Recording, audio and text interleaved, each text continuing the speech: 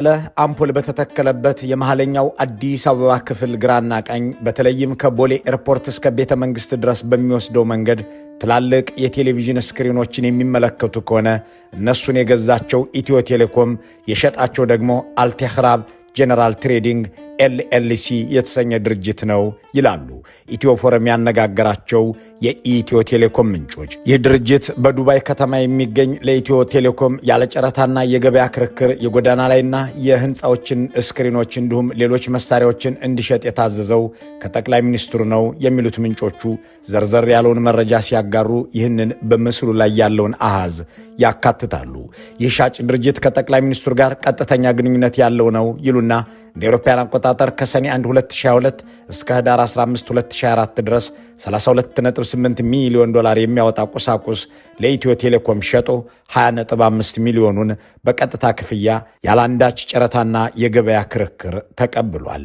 ከነዚህ ውስጥ 2.6 የሚሆነው ለኤልዲ የአዲስ አበባ ጎዳና ስክሪን፣ 3.4 ሚሊዮን የሚሆነው ለሳይንስ ሙዚየም፣ 6.6 የሚሆነው ለአድዋ 00 እና ከቦሌ ኤርፖርት እስከ ጠቅላይ ሚኒስትሩ ጽሕፈት ቤት ድረስ ላሉ የማሸብረቂያ አምፖሎችና ስክሪኖች የተከፈለ ነው በሚል ወጪ ተደርጓል ሲሉ ምንጮቹ አብራርተዋል።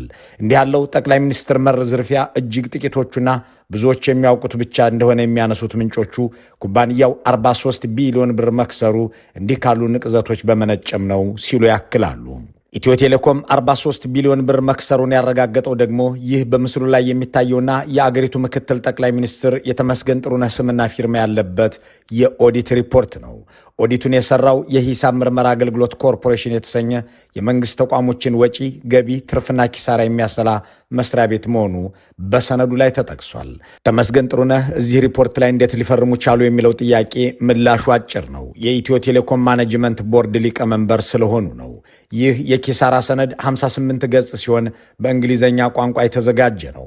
ሰነዱ በሂሳብ ምርመራ አገልግሎት ኮርፖሬሽን እንዲሰላ በእንግሊዘኛም እንዲዘጋጅ ያዘዘው እናት የተባለለት አይኤምኤፍ መሆኑን ጣቢያችን አረጋግጧል።